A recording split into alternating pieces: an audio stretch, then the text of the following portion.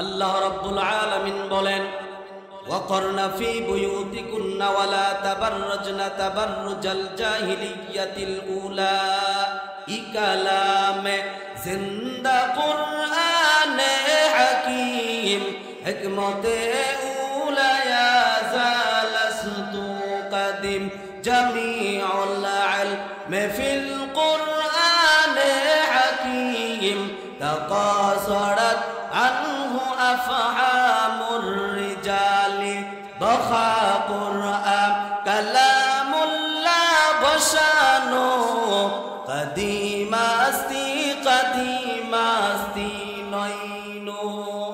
ভাইরা আমার, আল্লাহ তাআলা বলেন দুনিয়ার জমিন অল্প সময়ের জন্য দুনিয়ার জমিনে আমি আল্লাহ তোমাকে বানাইলাম। এই দুনিয়ার জমিনের মধ্যে যাওয়ার পর যেই বান্দার অন্তরের মধ্যে বিদ্যমান দুনিয়ার জমিন ত্যাগ করে আমি আল্লাহ তাআলার কাছে আর যেতে হবে না। দুনিয়ার জমিনের মধ্যে আমার 5 তলা বানিয়েছি, 10 তলা বানিয়েছি, আমার টাকার অভাব নাই, নারীর অভাব নাই, ধন সম্পদের অভাব নাই। ওই বান্দার অন্তরের মধ্যে আখিরাতের কোনো ভয় নাই। এর নবীর উম্মতের দল, ভালো করে খেয়াল করে শুনেন, এই দুনিয়ার জমিন ত্যাগ করে এক সময় আল্লাহ তাআলার কাছে আপনাকে আমাকে যেতে হবে। এর নবীর আশিক, ভালো করে খেয়াল করে শুনেন, আল্লাহ তাআলা যখন আপনাকে টান দিবে তখন বাবা একটা সেকেন্ড দেরি হবে না। এর নবীর উম্মত, আল্লাহ তাআলা বলেন আসমানের মধ্যে 2টা দরওয়াজা আছে। ওই 2টা দরওয়াজা হলো একজন মুমিন বান্দার জন্য। মুমিন বান্দা কারা? যেই বান্দা 5 ওয়াক্ত নামাজ পড়ে, যেই বান্দা রাসূলের আদর্শ তার জীবনে বাস্তবায়ন করে, যেই বান্দা আল্লাহ তাআলার হুকুম আহকাম বিধিবিধান মানে। লিকুল্লি শাইইন জিনাতুন ফিল ওয়ারা ওয়া জিনাতুল মারই তামামিল আদাবি আজ খুদা খাহিমে তৌফিক কে আদব বেআদব মাহরুম গাশ আজ ফজলে রব। মুমিন বান্দা হওয়ার দরকার আছে না নাই? আপনি টাকায় বসেন। মুমিন বান্দা হওয়ার দরকার আছে না নাই? আসমানের মধ্যে 2টা দরওয়াজা আছে। জোরে বলুন, কয়টা দরওয়াজা? কথা বলতে হবে। যদি কোনো বান্দার শরীরের মধ্যে জ্বর এসে যায়, জ্বর আসার পরে বান্দার সম্মুখে হরিণের গোশত নিয়ে বলা হয়, তুমি হরিণের গোশত দিয়ে তুমি খানা ভক্ষণ করো। বান্দা বলে, না, আমার জিহ্বার মধ্যে স্বাদ নাই, আমার শরীরের মধ্যে আরাম নাই। এই জন্য বাবা ওই লোকটা ভালো খানাটাও জিহ্বার মধ্যে দিতে পারছে না, তার শরীর অসুস্থ থাকার কারণে। ঠিক কিনা বলেন? আমি বলতে চাই, যেই বান্দার জিহ্বা না পাক, যেই বান্দার কলব না পাক, যেই বান্দার প্রত্যেকটা অঙ্গ প্রত্যঙ্গ না পাক, ওই বান্দার সামনে ওয়াজ মাহফিল ভালো লাগে না, ওই বান্দার সামনে কোরআনের আওয়াজ ভালো লাগে না, ওই বান্দার সামনে তাবলীগ জামাতের মানুষ দেখলে ভালো লাগে না, ওই বান্দার সামনে চরমনায়ের মানুষ দেখলে ভালো লাগে না, ওই বান্দার সামনে একজন বৃদ্ধ মানুষ ভালো মানুষ দেখলে ভালো লাগে না, ওই বান্দার সামনে একজন দিনদার মুত্তাকিন পরহেজগার মানুষ দেখলে ভালো লাগে না। ঠিক কিনা বলেন? এই জন্যই ভালো লাগে না, বান্দার কলব না পাক। কি না পাক? কলব না পাক। এই কলব পরিষ্কার কিভাবে করবেন? আমি বলতে চাই, বান্দা যদি একবার বলে সুবহানাল্লাহ, বান্দা যদি একবার বলে আলহামদুলিল্লাহ, বান্দা যদি একবার বলে আল্লাহু আকবার, আস্তে আস্তে বান্দার কলবটা পরিষ্কার হয়ে যাবে। এক্সাম্পল, দৃষ্টান্ত, মিসাল, এই গ্রামের মধ্যে রড চেনেননি? রড চেনেন আপনারা? একটা রড বাহিরে রাখা হয়েছে, বাহিরে রাখার পর এই রডটা একদিন বৃষ্টিতে ভিজে যায়। আস্তে আস্তে ভিজার কারণে এই রডটা মরিচা লেগে যায়। মরিচা লেগে যাওয়ার পর যদি মিস্ত্রিকে জিজ্ঞাসা করা হয়, বাজান এই রডটা দিয়া কি 3 তলা 5 তলা ইমারত তৈরি করা যাবে? বান্দা বলে না, এই লোহাটা নিষ্কর্মা হয়ে গেছে, এই লোহাটা আর কোনো কাজে লাগবে না। এই লোহাটা যদি আপনি একটা পাকার মধ্যে ঘষা দেন, দেখবেন বাজান আস্তে আস্তে এই লোহাটা কেমন জানি চকচক করে পরিষ্কার হইতে থাকে। আমি বলতে চাই, একবার সুবহানাল্লাহ যদি বাবা বলেন, আপনার কলবটা একটু পরিষ্কার হবে। একবার যদি বাজান আলহামদুলিল্লাহ বলেন, আপনার কলবটা একটু পরিষ্কার হবে। আরেকবার যদি বাবা আপনি আল্লাহু আকবার বলেন, তাহলে আপনার কলবটা আরেকটু পরিষ্কার হবে। বান্দা নামাজ পড়ে না, বান্দা জিকির করে না, বান্দা ভালো মানুষের সাথে চলে না, বান্দার অন্তরের মধ্যে ভালাই নাই, বান্দার চরিত্র না পাক, বান্দার জিহ্বা না পাক, বান্দার কলব না পাক। এই বান্দা যদি ওয়াজ মাহফিলে বসে, বান্দার কলব পরিষ্কার হবে। বান্দা যদি তাবলীগ জামাতে যায়, বান্দার কলব পরিষ্কার হবে। বান্দা যদি তাবলীগ জামাতে যায়, বান্দার দিল সুন্দর হবে। বান্দা যদি ভালো মানুষের সাথে চলে, বান্দার দিল সুন্দর হবে। আস্তে আস্তে এই বান্দার অন্তরটা, এই বান্দার কলবটা পরিপূর্ণ পরিষ্কার হয়ে যায়। ঠিক কিনা বলেন বাবা? ঠিক কিনা বলেন? এরকম কাজ আপনাকে করতে হবে। আপনি নিজের বিবেক দিয়ে চিন্তা করেন, যখন আমরা জুমার নামাজটা মসজিদে পড়তে আসি, জুমার নামাজটা পড়ার পরে আমরা যখন বাসার দিকে রওনা হয়ে যাই, আমাদের অন্তরের মধ্যে কেমন একটা প্রশান্তি লাগে, দিলের মধ্যে কেমন একটা প্রশান্তি লাগে, ভালো লাগে। কিনা বলেন?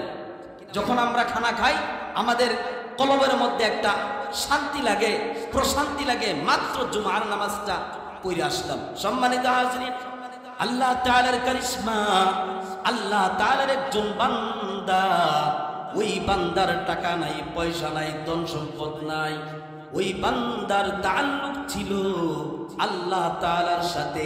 ওই বান্দার পেটের মধ্যে বড় ক্ষুধা, ওই বান্দার পেটের মধ্যে বড় ক্ষুধার যন্ত্রণা। এর নবীর উম্মতির দল, আল্লাহ তাআলার সাথে সম্পর্ক রাখতে হবে। ওই যে বলেছিলাম, আসমানের মধ্যে দুইটা দরওয়াজা আছে মুমিন বান্দার জন্য। ওই দুইটা দরওয়াজা মুমিন বান্দার জন্য নির্ধারণ করা। মুমিন বান্দার জন্য এক দরওয়াজা দিয়া তার রিজিক আসে, দ্বিতীয় দরওয়াজা দিয়া বান্দার আমলনামা চলে যায় আল্লাহ তাআলার কাছে। ওই আমলনামাটা এত সুন্দর হয়ে যায়। এর নবীর উম্মত, ওই দুইটা দরওয়াজা হলো মুমিন বান্দার জন্য, আর কারো জন্য না। বেঈমানের জন্য না, নাপাক বান্দার জন্য না, শুধুমাত্র মুমিন বান্দার জন্য। ওই মুমিন বান্দার কেমন পুরস্কার জানোনি? ওই মুমিন বান্দা যখন মরিয়া যায়, ওই মুমিন বান্দা যখন মৃত্যু হয়ে যায়, ওই দুইটা দরওয়াজা মুমিন বান্দার জন্য কান্না করতে থাকে, ক্রন্দন করতে থাকে। আল্লাহ তাআলাকে ডাক দেয়া বলে, প্রভু আমার, ওই মুমিন বান্দার রূহটা ওই মুমিন বান্দার রূহটা যেন আমার দরওয়াজা দিয়া প্রবেশ করে। এরকম ভাবে আল্লাহ তাআলার কাছে দোয়া করতে থাকে। এই জন্য ভাই, মুমিন বান্দা হওয়ার বড় দরকার। মুমিন বান্দা হওয়ার চেষ্টা আপনাকে আমাকে সকলকেই করতে হবে। মিশরের জমিনে ওই বান্দার নামটা ছিল আবু সালেহ মুসা। ওই বান্দার পেটের মধ্যে ক্ষুধা, টাকা নাই, পয়সা নাই, ধন সম্পদ নাই। ওই বান্দা মিশরের জমিনের মধ্যে নদীর পাড়ের মধ্যে বসা আছেন, চিন্তা করতেছেন, আমার কাছে টাকা নাই, আমার কাছে তো সম্পদ নাই, আমার পেটের মধ্যে ক্ষুধা, এখন আমি কিভাবে খাইব? হঠাৎ করে তাকায় দেখতে পাই নদীর যে পানি আছে, ওই পানি দিয়া একটা সফেদা ফল ভেসে ভেসে যায়। এই সফেদা ফলটা তিনি যখন দেখতে পায়, এর নবীর উম্মতের দল এই সফেদা ফলটা দেখার পর তৎক্ষণাৎ তিনি এই ফলটাকে তিনি গ্রহণ করেছেন। এই ফলটাকে তিনি উঠায়া নিয়ে আসছেন। উঠায়া নিয়ে আসার পর এই ফলটাকে তিনি ভক্ষণ করেছেন, খেয়ে ফেলেছেন। তিনার আর ক্ষুধার তৃষ্ণা নাই, তিনার আর খাওয়ার কোনো চাহিদা নাই।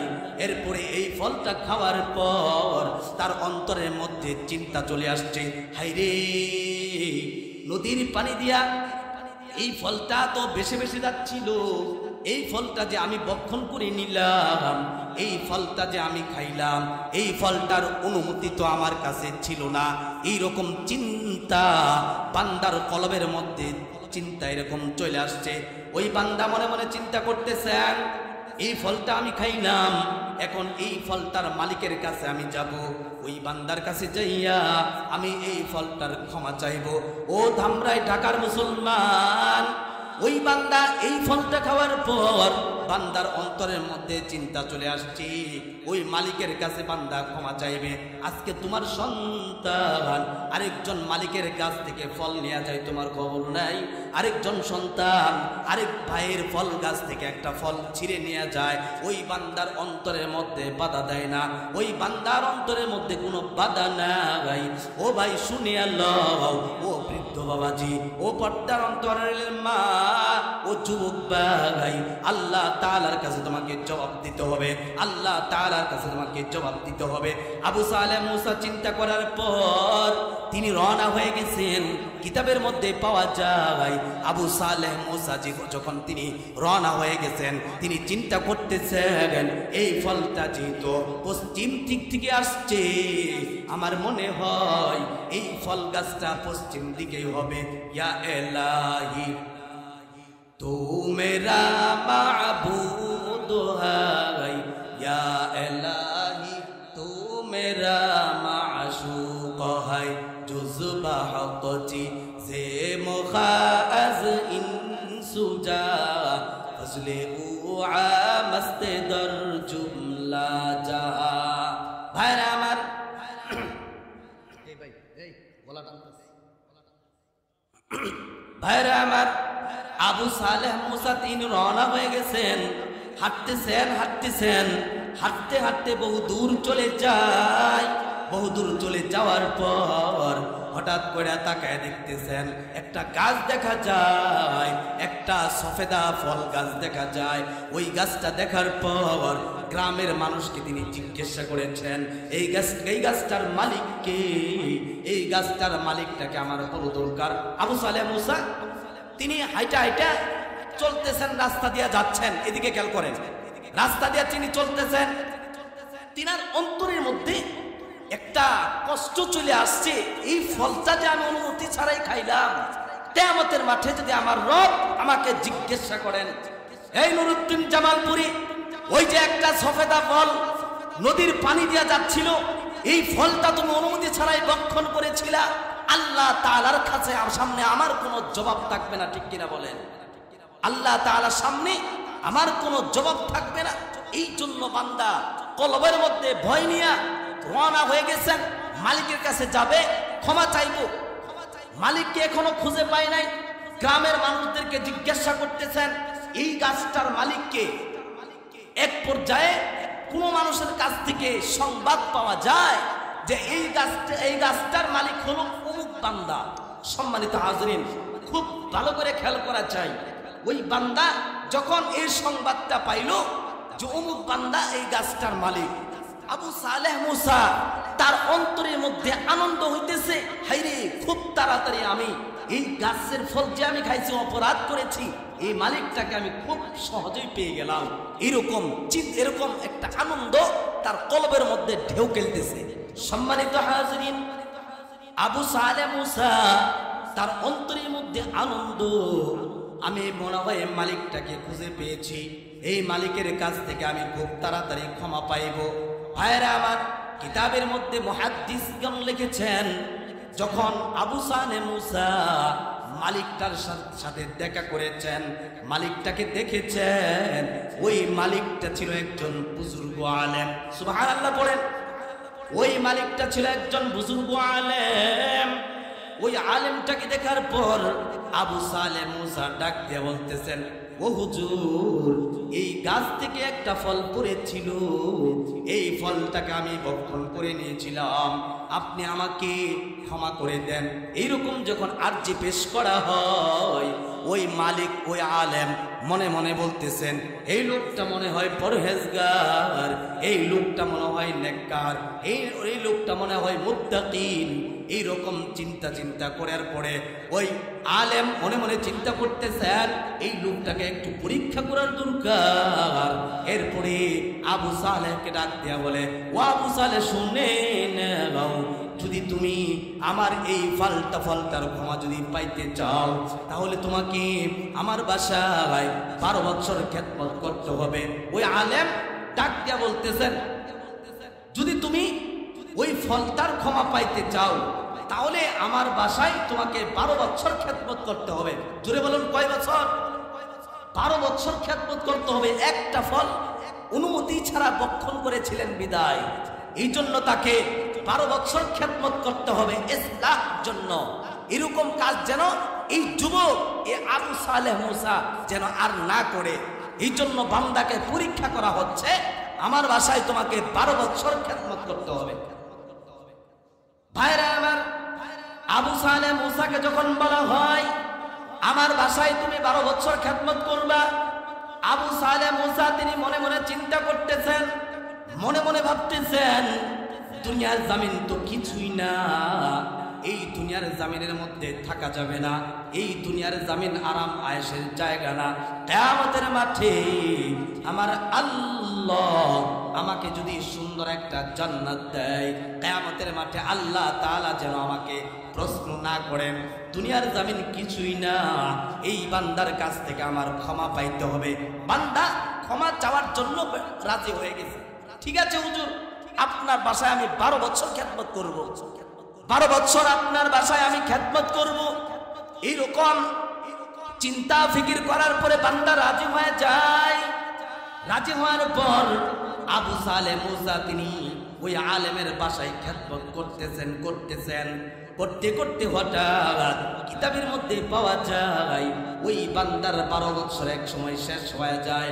12 বছর শেষ হওয়ার পর আবু সালেহ মুসা তিনি আলেমকে ডাক দিয়ে বলতেছেন, ও হুজুর, আপনার বাসায় আমি 12 বছর খেদমত করেছি, আমার 12 বছর শেষ হয়ে গেছে, এখন আপনি আমাকে বিদায় দেন, এখন আপনি আমাকে বিদায় দিয়ে দেন, আমি বাসায় চলে যাব। ভাইরা আমার, এরকম প্রশ্ন করার পরে ওই যে আলেম তিনার কলবের মধ্যে বড় ফিকির চলতেছে, এইরকম একজন নেককার যুবক, এই বান্দাকে তো আরেকটু পরীক্ষা করার দরকার।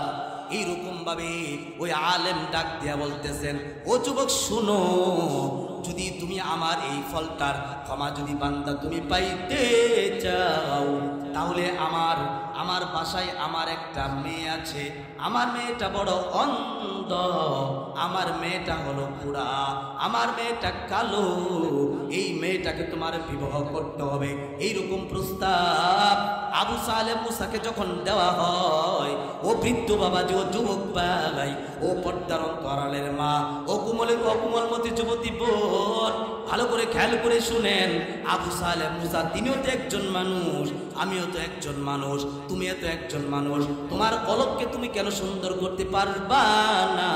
তুমি কেন তোমার অন্তরটাকে বুঝাইতে পারবা না? এরকম ভাবে আবু সালেহ মুসাকে যখন প্রস্তাব দেওয়া হয়, প্রস্তাব দেওয়ার পর তিনি মনে মনে চিন্তা করতেছেন, দুনিয়ার জামিন কিছুই না, এই দুনিয়ার জামিনের নারী কিছুই না, দুনিয়ার সুন্দর কিচ্ছু না। আল্লাহ পাক যদি আমাকে কিয়ামতের মাঠে সুন্দর একটা রমণী দেয়, সেইটাই হবে সবচেয়ে বড় পাওয়া, সেইটাই হবে সবচেয়ে বড় সুন্দর আরামায়েশ। ওই বান্দা মনে মনে এই চিন্তা করার পর এরপরে এই প্রস্তাবে তিনি রাজি হয়ে যায়। ঠিক আছে হুজুর, আপনার প্রস্তাবে আমি রাজি হয়ে গেলাম।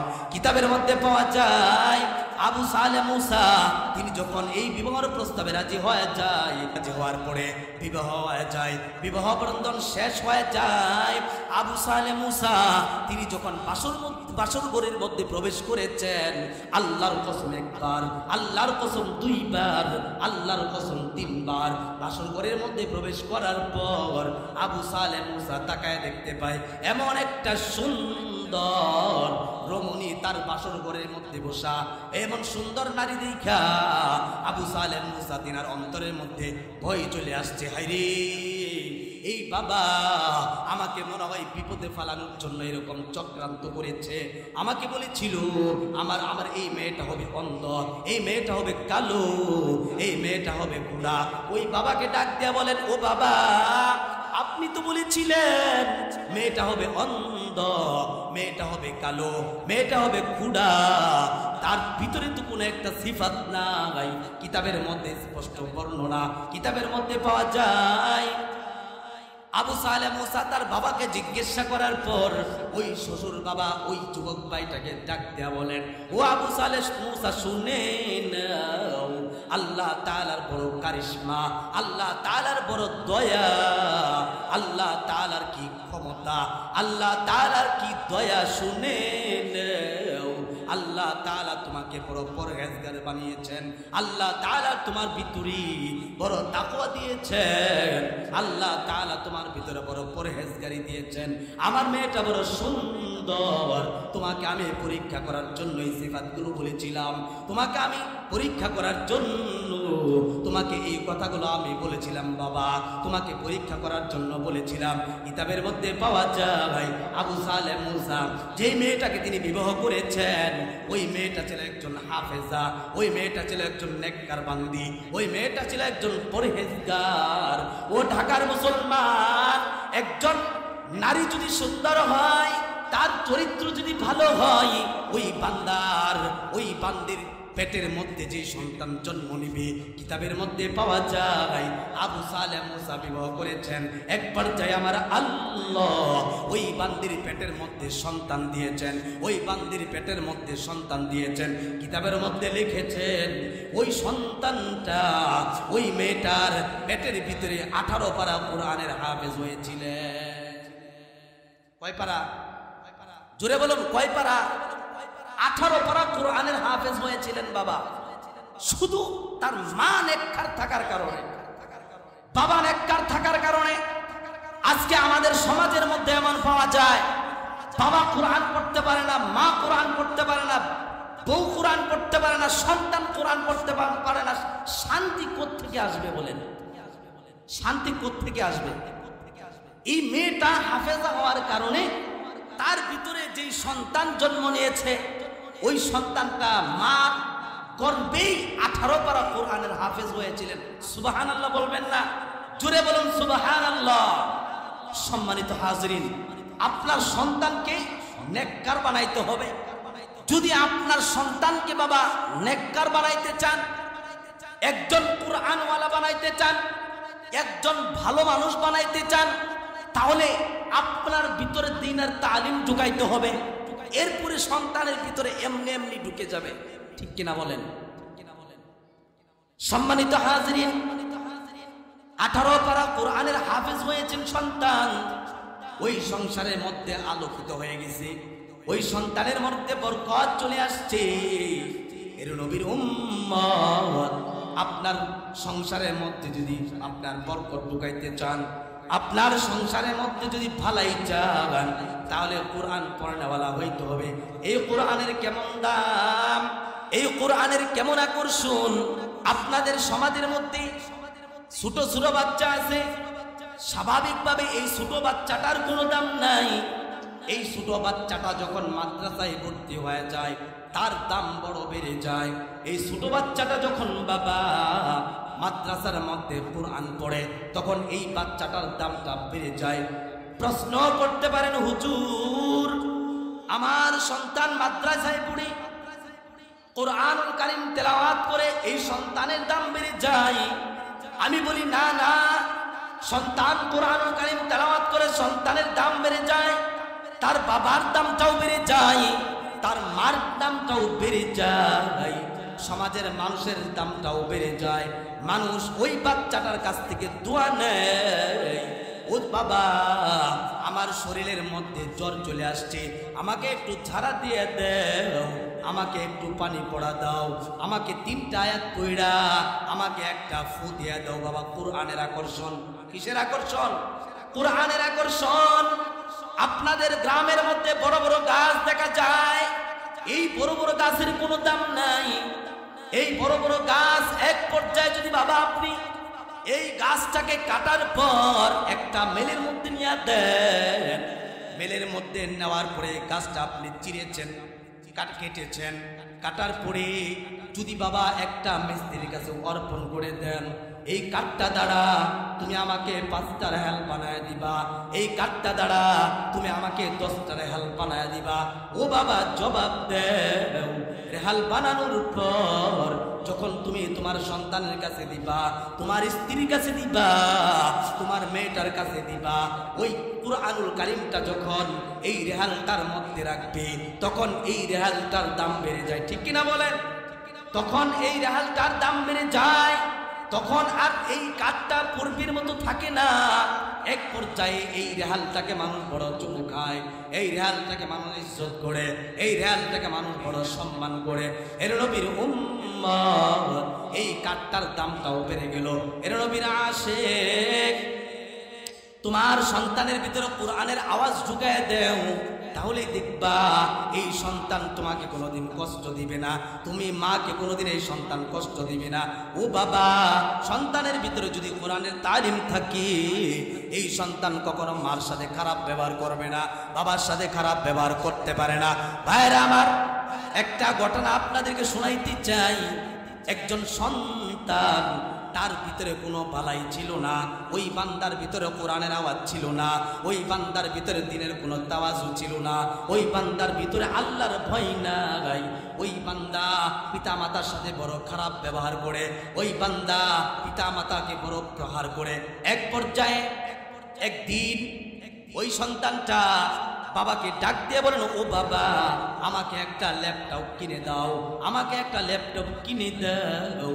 এইরকম ভাবে যখন বাবাকে আওয়াজ দেওয়া হয়, ওই বাবা ডাক দেয়া বলেন, এই ল্যাপটপ কিনে দেওয়ার মতো আমার কাছে টাকা নাই, এইরকম এবিলিটি আমার কাছে নাই।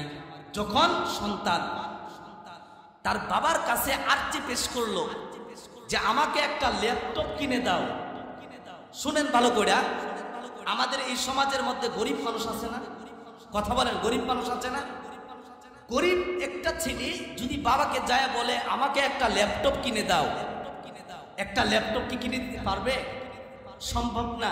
গরিব মানুষ রিক্সা চালায় খায়, খেতে খামারে কাজ করে, ল্যাপটপ কিভাবে কিনে দিবে? ওইরকম এবিলিটি তো নাই। ওই সন্তান মাকে বলতেছেন যে আমাকে একটা ল্যাপটপ কিনে দাও।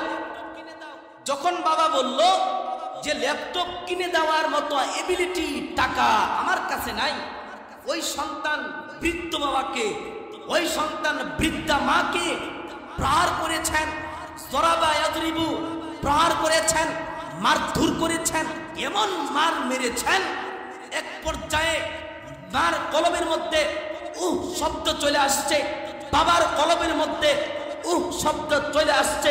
বাজান, যখন এই সন্তান প্রহার করেছে, প্রহার করার পরে বাবা মা দুজন ঘরের মধ্যে চলে আসছে, ঘরের মধ্যে ঢুইকা পড়ছে, দরজা নক করে দিছে, আর কোনদিন তোর মতো কুলাঙ্গার সন্তানের জন্য আমি আর দরজা খুলবো না। ঢাকার মুসলমানদেরকে জানিয়ে দিতে চাই, যেই সন্তানের ভিতরে কোরআনের তালিম নাই, যেই সন্তানের ভিতরে তাওয়াজু নাই, যেই সন্তানের ভিতরে দ্বীনের সমাজ নাই, এই সন্তান বাবাকে, এই সন্তান মাকে যখন বৃদ্ধ হয়ে যাবে, যখন বৃদ্ধ হয়ে যাবে, বৃদ্ধাশ্রমে নেওয়ার জন্য প্রস্তুত হয়ে যাবে। ঠিক কিনা বলেন মুসলমান? ঠিক কিনা বলেন বাবা?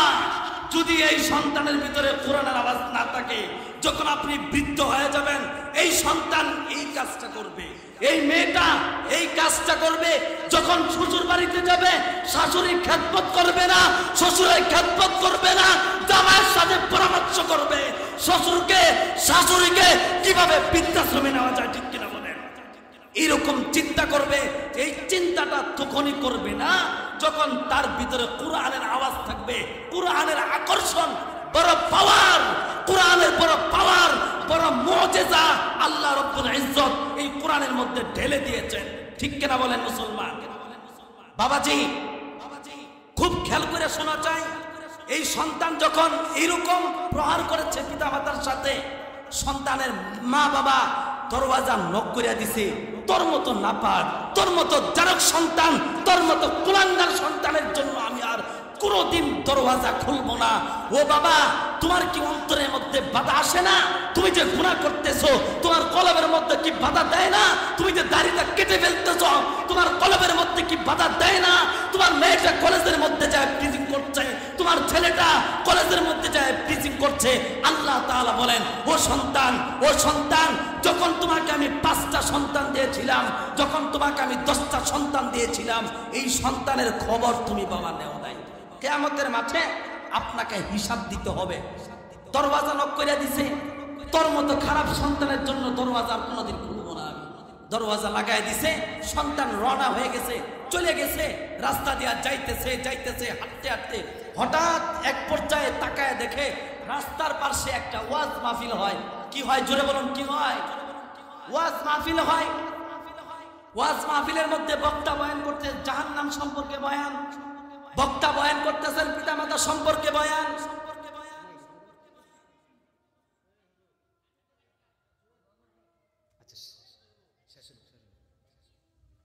আজানের জবাব দেন।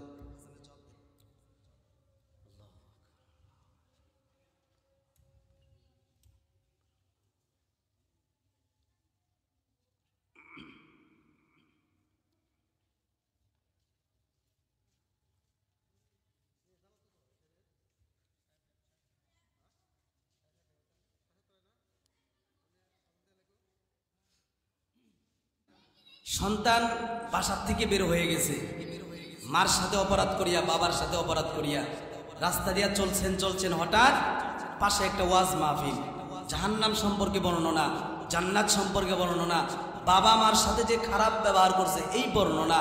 হঠাৎ করে যখন বাবা ছেলেটা শুনতে পাইল এরকম বয়ান হচ্ছে, তার দিলের মধ্যে নাড়া দিল, মাত্রই তো আমি আমার বাবার সাথে খারাপ ব্যবহার করে আসলাম, মাত্রই তো আমি আমার মার সাথে খারাপ ব্যবহার করে আসলাম, না, মার কাছে যায় এখনই ক্ষমা চামু, বাবার কাছে এখনই ক্ষমা চামু। হেদায়েতের মালিককে আল্লাহ তাআলা বান্দার কলবের মধ্যে নাড়া দেওয়ার পর সঙ্গে সঙ্গে বাসায় হাজির। আয়সা ডাকতেছি, ও মা, ও বাবা, দরওয়াজা খোলেন। বাবার অন্তরের মধ্যে ভয়, মার অন্তরের মধ্যে ভয়, মাত্রই তো ছেলেটা আমাদেরকে প্রহার করে চলে গেছে, না, দরওয়াজা খুলবো না, আর দরওয়াজা খোলা যাবে না, দরওয়াজা খুললে এই সন্তান আবার প্রহার করবে। ওই সন্তানটা কান্না করতেছে, মা বুঝি নাই অপরাধ করেছি, মাফ করে দেন, বাবা বুঝি নাই অপরাধ করেছি, ক্ষমা করে দেন। আমি বলতে চাই, সন্তান যখন অপরাধ করে, অপরাধ করার পরে মাকে বলতে হয় না মা মাফ করে দেন। সন্তান যদি যায় বলে, ও মা আমি বুঝতে পারি নাই, এই কথাটা বলার সাথে সাথে মার চক্ষু দিয়া পানি বের হয়ে যায়, হাইরে এখন আমার সন্তানের দিলের মধ্যে বুঝ চলে আসছে, যাও বাবা তোমাকে ক্ষমা করে দিলাম। আমি বলতে চাই, ও সন্তানেরা, ও যুবক ভাইয়েরা, ও কোমলমতি যুবতী বোনেরা, মা বাবার কাছ থেকে ক্ষমা নাও, মা বাবার দোয়া নেওয়ার সামনে আগায় যাও, তাহলে আল্লাহ তাআলা তোমাকে উত্তম প্রতিদান দিবেন। মায়ের দোয়া লও হে মুমিন, মায়ের দোয়া লও, মায়ের দোয়া লও হে মুমিন, মায়ের দোয়া লও। বিপদে পড়বে না তুমি যখন যেথাই যাও, বিপদে পড়বে না তুমি যখন যেথাই যাও। মায়ের দোয়া লও হে মুমিন, মায়ের দোয়া লও, মায়ের দোয়া লও হে মুমিন, মায়ের দোয়া লও। একটি গেলাস পানির ফলে বাইজিদের কুলে তুলে, হাত তুলে মা বলে বাইজিদকে ওলি বানাও। মায়ের দোয়া লও হে মুমিন, মায়ের দোয়া লও, মায়ের দোয়া লও হে মুমিন, মায়ের দোয়া লও। সম্মানিত হাজরিন, যে আলোচনা আপনাদের সম্মুখে করেছি, সন্তানদেরকে তালিম দিবেন, মেয়েকে তালিম দিবেন, এদেরকে যদি সুন্দর তালিম দিতে পারেন, এদের ভিতরে যদি কোরআনের আওয়াজ ঢুকে যায়, যখন বৃদ্ধ হয়ে যাবেন, বৃদ্ধা হয়ে যাবেন, এই সন্তান আপনাদের সাথে খারাপ ব্যবহার করবে না। যে আলোচনা করেছি, আপনাকে আমাকে সকলকেই আমল করার জন্য তৌফিক দান করেন। ওয়া আখিরু দাওয়ানা আলহামদুলিল্লাহি রাব্বিল আলামিন। আসসালামু আলাইকুম ওয়া রাহমাতুল্লাহি ওয়া বারাকাতুহু।